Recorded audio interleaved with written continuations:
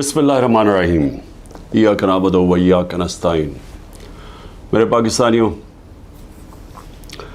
जो बजौड़ का हादसा हुआ और अभी तक हमें पूरी तरह ये भी नहीं पता कि जो ज़ख्मी हैं उनमें से कितने बचेंगे, क्योंकि बड़े बुरे ज़ख्म हैं उनके।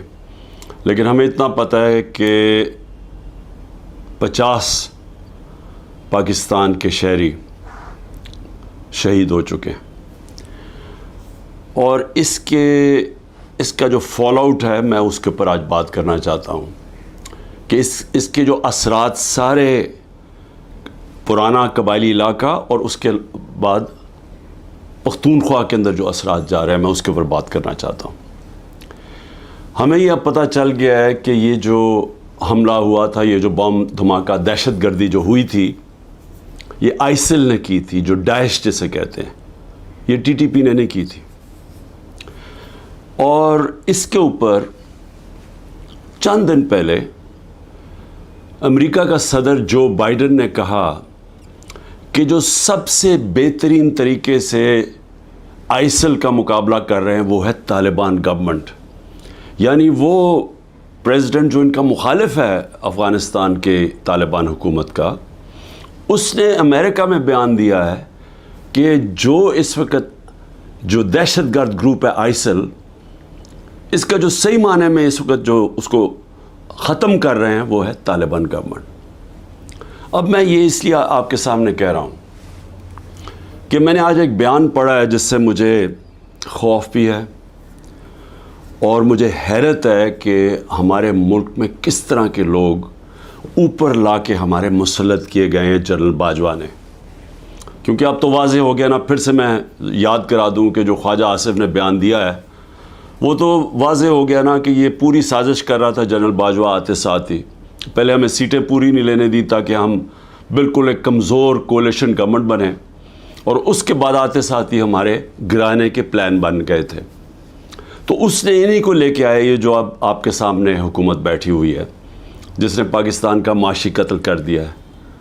आवाम से आज पूछें, तनख्वाहदार लोगों से पूछें कि अभी जो पेट्रोल और डीज़ल की कीमतें बढ़ाई हैं, सवाल इनसे पूछें कि हमारे दौर में तो तेल इंटरनेशनल मार्केट में $110 बैरल पे पहुंच गया था और अब वो $80 या उससे कम है।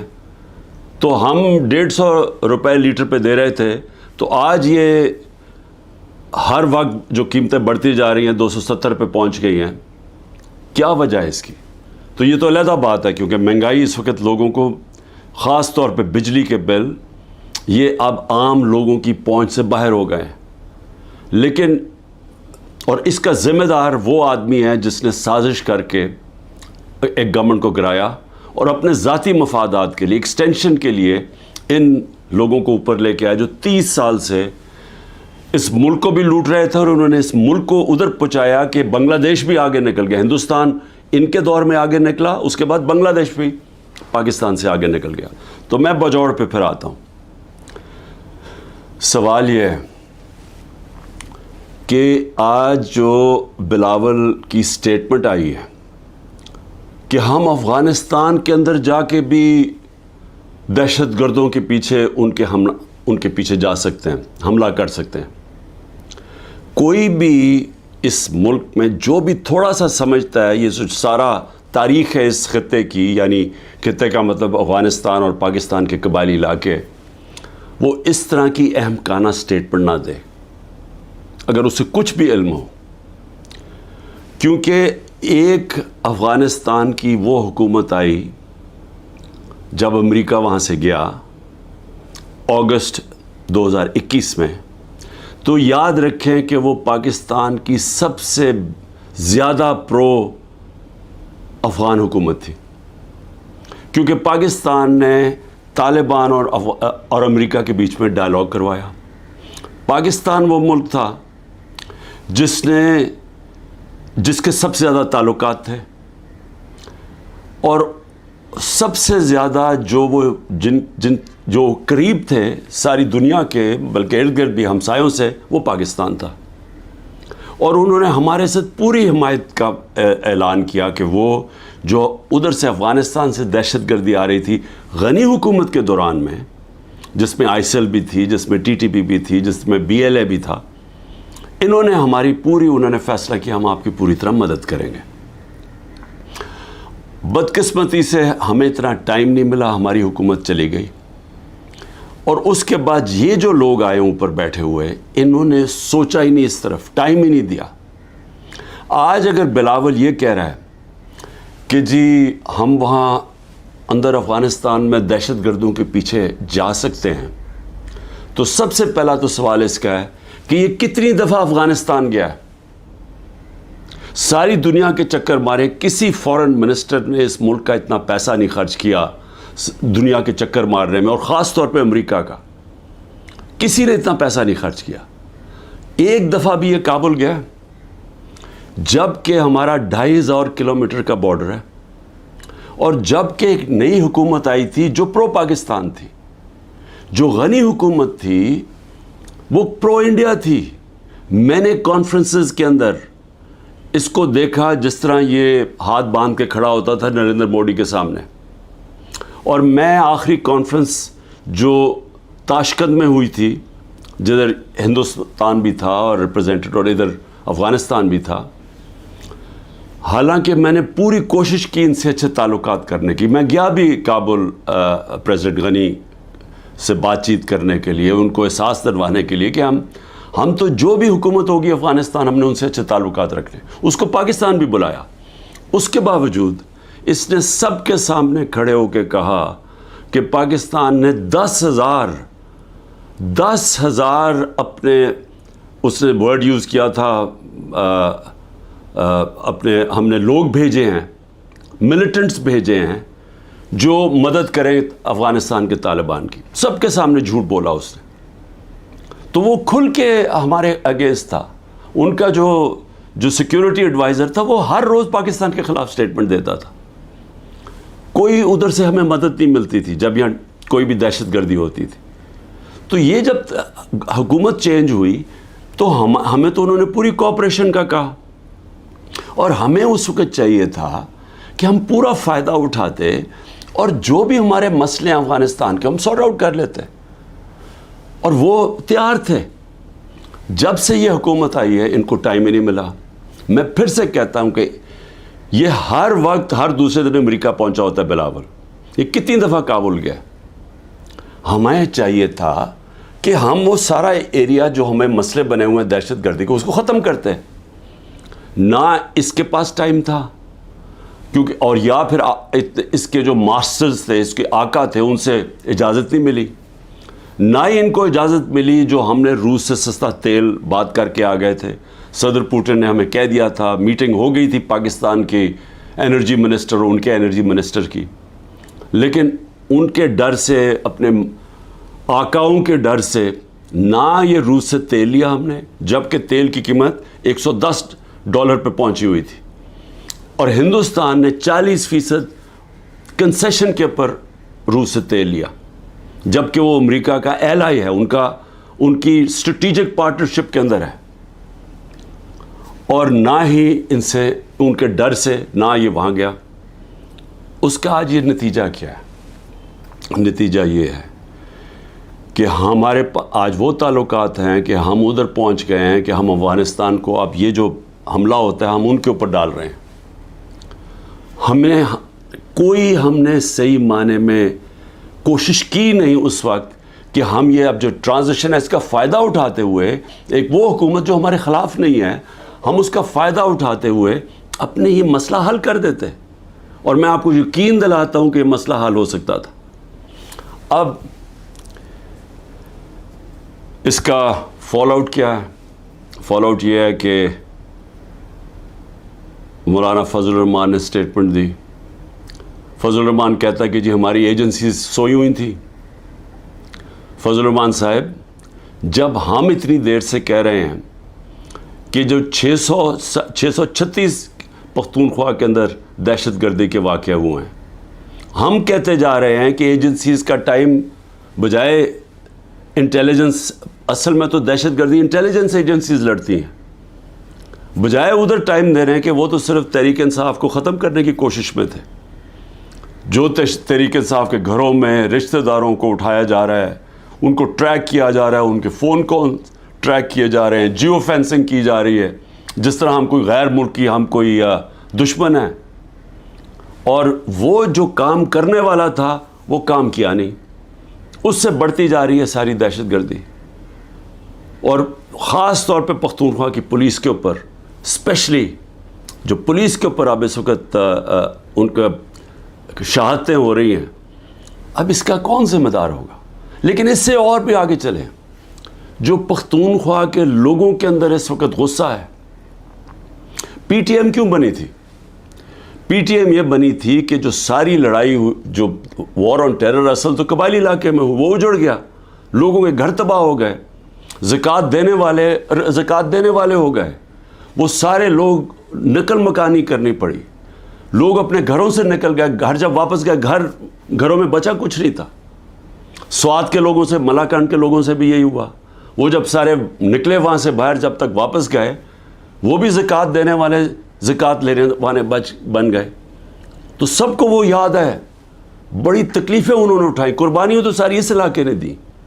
سب سے زیادہ جو ایک تو آپریشنز میں طالبان اور ملٹری کے بیچ میں بیچارے وہ پس گئے, اوپر سے ڈرون اٹیکس, 400 ڈرون اٹیکس کر دیے.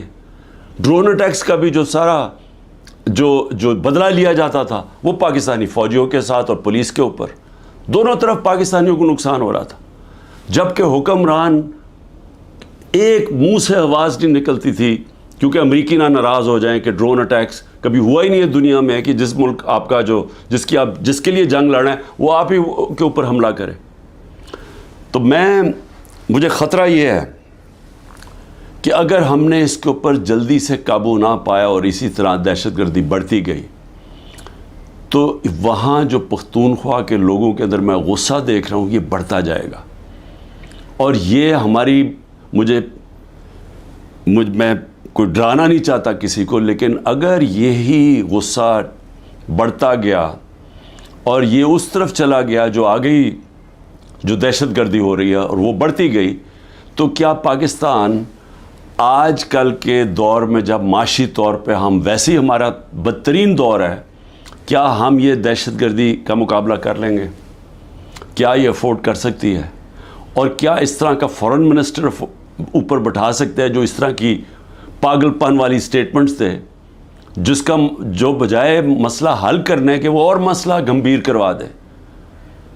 تو مجھے آج اس کے اوپر خاص طور پہ مجھے یہ خوف سا آ رہا ہے کہ یہ چیزیں ہمارے ہاتھ سے نکل جائیں گی, کیونکہ جو اوپر بیٹھے ہوئے حکمران ان کی سوچ ہی کچھ اور ہے, اور سوچ تو ہمارے سامنے آئی گئی ہے. ایک تو آج شہباز شریف نے ایک اور الیکشن سے بھاگنے کے لیے ایک اور سینسس کا شوشہ چھوڑ دیا. بھئی مجھے یہ بتائیں کہ جب سے آپ آئے ہیں 15 مہینے پہلے, تو کیا تب آپ کو نہیں پتا تھا کہ الیکشن اکتوبر کے اندر ہونی ہے, نیشنل الیکشن, آپ کی ٹرم ختم ہونی ہے؟ تب آپ کو نہیں پتا تھا کہ یہ جو سینسس جو بھی ہم نے کرنا اس سے پہلے کریں؟ یہ ایک اور الیکشن بھاگنے کا انہوں نے راستہ نکال لیا. دوسرا, دونوں پختونخوا کے اندر اور پنجاب میں غیر آئینی حکومتیں چل رہی ہیں, کیئر ٹیکر. پہلے تو وہ کیئر ٹیکر ہے ہی نہیں, کیئر ٹیکر تو نیوٹرل ہوتی ہے, وہ تو انہوں نے اپنی یہ ایک نون لیگ چلا رہی ہے پنجاب, اور دوسرا وہ فضل الرحمان اور وہ ANP چلا رہی ہیں پختونخوا. یہ تو کیئر ٹیکر ہے ہی نہیں. اور ان دونوں صوبوں کے لوگ جو 70% پاکستانی ہیں, وہاں غیر آئینی لوگ بیٹھے ہوئے ہیں جن کی کوئی قانونی حیثیت نہیں ہے. اب یہ کوشش کر رہے ہیں کہ مزید اور یہ اوپر بیٹھے رہیں, اور یہ ایک شوشہ اس کا, اور یہ کہ جناب ہم سینسس کروانا چاہتے ہیں, سیکیورٹی کا بھی شوشہ بنا لیں گے. پنجاب کی 14 مئی کی الیکشن انہوں نے اس لیے نہیں کروائی, ہمارے پاس پیسے نہیں ہیں جی. پیسے MNAs کو رشوت دینے کے لیے بہت پیسے ہیں, لیکن ہمارے لیے پیسے نہیں ہیں الیکشن کروانے کے لیے, 20 ارب روپیہ نہیں تھا. اور اب جو مجھے نظر آ رہا ہے, یہ پھر کوشش کریں گے کہ کسی نہ کسی طرح اس سے نکلیں, اور لوگوں کو پھر یہ جو رد عمل آنا ہے اس کے لیے یہ تیاری کر رہے ہیں. کیونکہ ظاہر ہے ایک اگر لوگ بیچارے الیکشن کی انتظار کر رہے ہیں نا کہ ہمیں جو انہوں نے لوگوں کا معاشی قتل کیا ہے، یعنی ایسے معاشی حالات عوام کے اوپر تو آئے ہی نہیں ہیں. سارے جو معاشی انڈیکیٹرز ہیں وہ پاکستان کی تاریخ کے سب سے برے ہیں. بے روزگاری لے لو، انڈسٹری بند ہو رہی ہے. گروتھ ریٹ جب نیچے آتی ہے، مطلب جب آپ کی دولت میں اضافہ جو 6.1% سے اب جو 0 پہ آئی ہے، تو اس کا مطلب بے روزگاری تو بڑھنی ہے، دولت کم ہو رہی ہے ملک کی. اور اس کے علاوہ مہنگائی جس سطح پہ پہنچ گئی ہے تو لوگوں کے حالات تو سب کو پتہ ہے. اب لوگ الیکشن کا انتظار کر رہے ہیں. انہوں نے اب کیا کیا ہے؟ اب 2 قانون لے کے آ رہے ہیں. ایک ہے سیکریسی ایکٹ اور دوسرا ہے پریونشن آف ایکسٹریم وائلنس. وہ ایک میں ہی کیا کر رہے ہیں کہ آپ انٹیلیجنس ایجنسیز کو کسی مثلا میرے اوپر ایک فوج کے ادارے میں، انٹیلیجنس کے ادارے میں ایک آدمی میرے اوپر قتل کرنے کی کوشش کرتا ہے، جو مجھے پتہ اس نے کیا. میں نے اگر اس کا نام لے لیا تو ویسے ابھی انہوں نے میرے اوپر غداری کا کیس کر دیا ہے کہ یعنی میری جرت کیسے پڑ گئی کہ میں نے اس کا نام لے لیا FIR کے اندر. وہ FIR بھی نہیں ہوئی تو میں غدار بن گیا ہوں. اب یہ ایک تو وہ کرنے جا رہے ہیں. دوسرا سیکریسی ایکٹ میں کہ جناب یہ کسی کے گھر میں بھی گھس جائیں گے انٹیلیجنس ایجنسی. ہمارے گھروں میں تو گھس ہی رہے ہیں. میرے گھر کے اوپر حملہ ہوا، دروازہ توڑ کے 40 لوگ اندر آ گئے، گھر میں جو چیزیں پڑی لوٹی، لوگوں کو مارا دھاڑا، اٹھا کے لے گئے خنسامے کو. وہ جو مالی تھا، 2-3 ورکرز، سب کو اٹھا کے لے گئے. تو وہ تو ہو ہی رہا ہے ہمارے گھروں پہ. اب یہ فیصلہ کیا کسی کے گھر میں بھی یہ جا سکتے ہیں کہ کسی کے گھر میں بھی جائیں گے، کہیں جی ہم سرچ وارنٹ کے بغیر اندر گھسیں گے، کوئی چیز بھی اٹھا لیں گے. میرے گھر جب آئے تھے تو اسلحہ چھوڑ کے چلے گئے کہ جی اسلحہ ملا ہمیں یہاں سے. اور وہ سوشل میڈیا پہ دکھا رہے ہیں کہ لے کے جا رہے ہیں اپنی قمیضوں کے نیچے اسلحہ، اور وہاں اوپر چھوڑ کے چلے گئے. اور اب یہ کچھ بھی کر سکتے ہیں. تو یہ تو کسی کے گھر میں گھس کے توڑ کے چیزیں اچھا لوٹتے ہیں، چیزیں چوری کر کے لے جاتے ہیں. تو اب تو اس کو قانون بنانا چاہتے ہیں کہ کہیں بھی جا سکتے ہیں. تو یہ جو جس طرف اب یہ لے کے جا رہے ہیں ملک کو، تو یہ تو سیدھی کہنے کہ جی آپ ہمارے غلام ہیں، ہم آئے اوپر آپ کے اوپر بیٹھنے آئے، آپ ہمارے غلام ہیں. ہم ایک آزاد ملک، آزادی تو ویسے ہی ختم کرتے جا رہے ہیں. تو اب تو یہ انگریزوں سے بھی زیادہ بدترین غلامی ہے، کیونکہ انگریزوں کے زمانے میں پھر بھی آپ 24 گھنٹے میں کسی کو عدالت میں پیش کرتے تھے جب اگر آپ نے کسی کو اٹھایا ہے. یہاں تو لوگ غائب ہو جاتے ہیں. عمران ریاض ابھی تک غائب ہے، اس کو کوئی 80 دن ہو گئے ہیں. کسی کو پکڑ سکتے ہیں. ہمارے کئی لوگوں کو اٹھایا ہوا ہے، کوئی وارنٹ نہیں ہوتی. کئی لوگوں کو اندر بند کیا ہوا ہے، ان کے ابھی تک FIR نہیں کی ان کے اوپر. تو یہاں تو کوئی قانون ہی نہیں ہے. تو یہ اب ایک غلامی کی طرف ہمیں لے کے جا رہے ہیں مکمل طور پہ کہ ہم اب ان کے غلام بن جائیں، جو منہ کھولے. اصل میں یہ ایک آزادی کے خلاف اب یہ قانون بنا رہے ہیں کہ آپ قانونی طور پہ ہمیں غلام بنا لیں کہ ہماری کوئی آواز نہ ہو، ہم کہیں نہ جا سکیں. تو میں اس پہ آخر میں صرف اپنی قوم کو یہ آج کہنا چاہتا تھا. دیکھیں، محرم کا مہینہ ہے. محرم میں ہمیں کیا سبق ملتا ہے؟ ہمیں محرم میں ایک ہی سبق ملتا ہے کہ رائے حق کے لیے، ظلم کے خلاف کھڑے ہونے کے لیے اگر ظالم کے سامنے کھڑے ہوتے ہوئے آپ کی جان بھی چلی جائے تو اس کی پرواہ نہیں ہونی چاہیے. آپ کو قربانی دینی چاہیے اپنی آزادی کے لیے، آزادی رائے کے لیے، آپ کو اپنے حقوق کے لیے، انصاف کے لیے. کیونکہ جب تک ایک قوم آزاد نہیں ہوتی، دنیا کی تاریخ میں اس کا کوئی مقام نہیں ہوتا.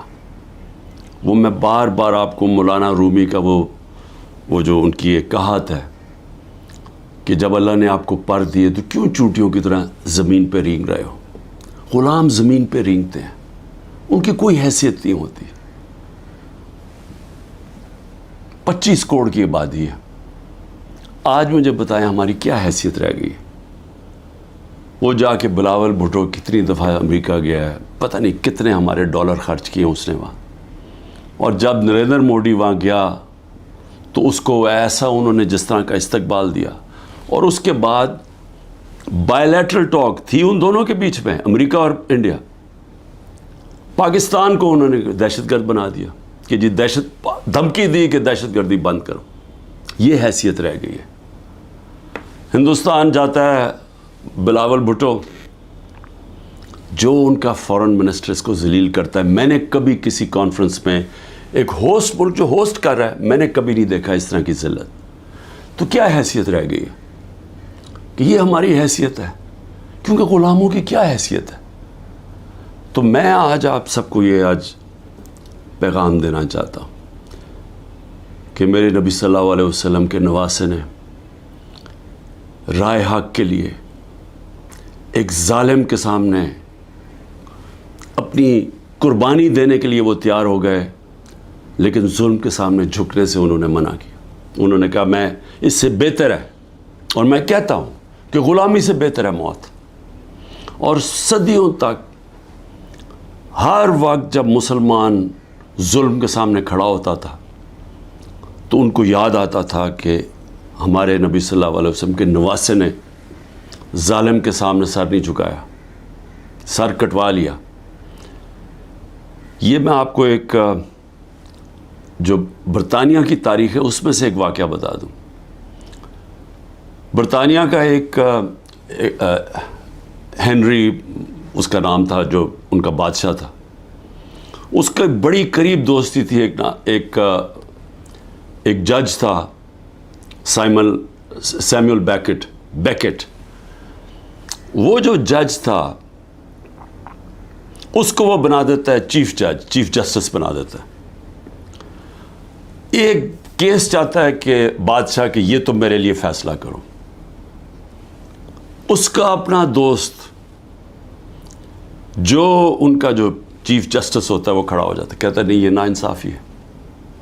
وہ اس کو دھمکیاں دیتا ہے, ڈراتا ہے, دھمکاتا ہے, دوستی جتاتا ہے. سیمول بیکٹ کہتا ہے میں ناانصافی نہیں کر سکتا. آخر میں اس کو پھانسی دلوا دیتا ہے. وہ پیچھے نہیں ہٹتا, مرنے کے لیے تیار ہو جاتا. برطانیہ کے جج سارا جسٹس سسٹم یاد رکھتا ہے اس آدمی کو. صدیوں تک جب بھی جج کھڑا ہوتا تھا تو اس کے بھی ذہن میں آتا تھا کہ سیمول بیکٹ تھا. پاکستان میں ججز دیکھیں, ہمارے ججز جسٹس کورنیلیس مسلمان تو نہیں تھے. سب جوڈیشری ان کو یاد کرتی ہے, رسپیکٹ کرتی ہے. سب کو پتا تھا کہ انصاف کے لیے کھڑے ہوتے ہیں. آج بھی وہی دن ہے.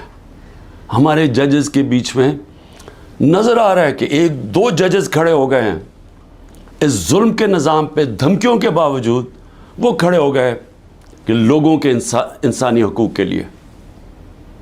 اور وہ لوگ یاد کر رہے ہیں ان کو, گھروں میں ان کی بات ہو رہی ہے. میں آج اپنی جوڈیشری کو کہنا چاہتا ہوں کہ یہ ملک کو بالکل غلامی سے بچانے کے لیے آپ روک سکتے ہیں. ہم تو کھڑے ہیں. میں تو آپ کو یہ واضح کر دوں کہ میں جب تک زندہ ہوں میں نے تو اسے قبول نہیں کرنا کبھی, اس ظلم کو, نہ اس غلامی کو. لیکن میں اپنی جوڈیشری سے کہتا ہوں کہ یہ وقت ہے, آپ میں سے وہ لوگ ہیں جو ایک وقت یاد رکھیں گے, جو نام ہوگا کہ جی وہ دیکھیں وہ آدمی جب یہ ملک کو غلامی کی طرف لے کے جا رہے تھے, ملٹری کورٹس کی طرف لے کے جا رہے تھے, کہ جن لوگوں کے گھروں میں گھس کے عورتوں کو, بچوں کو اٹھا کے لے جاتے ہیں, گھر لوٹ لیتے ہیں, رشتہ داروں کو. کلیکٹیو پنشمنٹ صرف اسرائیل دیتا ہے فلسطینیوں کے خلاف, مقبوضہ کشمیر میں کشمیریوں کے خلاف دیتے ہیں. FCR جو تھی جب انگریز حکمران تھا وہ دیتا تھا قبائلی علاقے کے لوگوں کو کلیکٹیو پنشمنٹ, کہ ایک فرد اگر نہیں ہے تو اس کے رشتہ دار پکڑ کے لے جا جاتے تھے. لیکن آزاد معاشروں میں کوئی کلیکٹیو پنشمنٹ نہیں ہوتی, اور یہ ہمارے یہاں کھلے عام ہو رہی ہے. بچوں کو اٹھا کے لے جاتے ہیں, رشتہ داروں کو لے جاتے ہیں. تو میں اپنی جوڈیشری کو کہتا ہوں کہ دیکھیں یہ ساری قوم آپ کی طرف دیکھ رہی ہے, جو آپ میں سے سٹینڈ لیتا جاتا ہے، انصاف کے لیے کھڑا ہوتا ہے، لوگوں کی آزادی کے لیے، لوگ اس کو ہمیشہ یاد رکھیں گے. لیکن ان کو بھی دیکھ رہے ہیں، جو وہ کہتے ہیں نا، وہ طفل کیا کرے گا جو گھٹنوں کے بل چلے، جو پہلے ہی سے گرے ہوئے ہیں، طاقت کے سامنے سر جھکا کے بیٹھے ہوئے ہیں. ان کو بھی، ان ججز کو بھی لوگ دیکھ رہے ہیں، ان صحافیوں کو لوگ دیکھ رہے ہیں. ارشد شریف ہمیشہ یاد رہے گا اس قوم کو کہ اس نے بجائے یہ کہ اپنے ضمیر کا سودا کرے، وہ ملک چھوڑ کے چلا گیا اور وہاں اس کو شہید کیا گیا. 4 آج ہمارے بڑے بڑے صحافی ملک سے باہر بیٹھے ہوئے ہیں بجائے یہ کہ وہ اپنے ضمیر کا سودا کریں. اور یہاں ایسے لوگ ہیں جن کو انہوں نے جیلوں میں ڈالا ہے، غلام حسین، اوریا مقبول جان، سمیع ابراہیم، ایاز امیر. یہ لوگ ان کو یاد رکھیں گے کہ انہوں نے ضمیر کا سودا نہیں کیا، یہ کھڑے ہوئے رائے حق پہ لیے. اور یہی ہوتا ہے فرق انسانوں میں. یہ ہے سارے اللہ کے نبی انصاف کے لیے سٹینڈ لیے، انہوں نے مشکلیں برداشت کی. ہمارے نبی صلی اللہ علیہ وسلم کتنی مشکلیں برداشت کی انہوں نے مکہ میں، جب ان کی آزادی رائے لی گئے کہ ایک خدا ہے. کتنی مشکلیں انہوں نے اٹھائیں. لیکن ہم ہمیشہ ان کو، اور ہمیں اللہ کہتا ہے ان کے راستے پہ چلو، اور ہم یہاں ظلم کے سامنے گھٹنے ٹیک کے بیٹھے ہوئے ہیں اور دیکھ رہے ہیں تماشا کہ سارا ملک کا اوپر گند اوپر بٹھا دیا، اور ہمیں کہہ رہے ہیں کہ جی اگر آپ منہ کھولیں گے تو آپ کے گھر توڑ دیں گے، آپ کو جیلوں میں ڈال دیں گے، آپ کو ملٹری کورٹس میں ٹرائی کریں گے. اور ہمیں ڈرا کے جناب کے بھیڑ بکریوں کی طرح ہمیں رکھنا چاہتے ہیں. یہ ہے وقت سٹینڈ لینے کا. اور میں سب سے زیادہ آخر میں اپنی پارٹی کا، کہ میری پارٹی کا یہ مشکل وقت جو آیا، ایک طرح میں اللہ کا شکر کرتا ہوں کہ مجھے پہلی دفعہ نظر آیا اپنے لوگوں کا کہ کون کتنے پانی میں تھا، کس کا کتنا نظریہ تھا، کون اپرچونسٹ تھے، اور جن کو میں بالکل نہیں سمجھ رہا تھا کہ وہ ایسے سٹینڈ لینے کے قابل ہیں، کھڑے ہو گئے. وہ مشکل وقت کے سامنے کھڑے ہو گئے. میری نہیں، وہ نیچرل لیڈرز بن رہے ہیں اب. اور انشاءاللہ اس پارٹی میں الیکشن کرواؤں گا پہلے موقع پہ. نیشنل لیڈرشپ، نیچرل ہماری پولیٹیکل لیڈرشپ نکلے گی، اور یہ ہوگی انشاءاللہ وہ اصل تحریک انصاف جو اس ملک کے اندر، جو 27 سال پہلے میں نکلا تھا، انصاف کا، عدل اور انصاف اس ملک میں سب سے پہلے قائم کریں گے. پھر یہ ملک خوشحال ہوگا. وہ انشاءاللہ وہ لیڈرشپ نکل رہی ہے. پاکستان زندہ باد.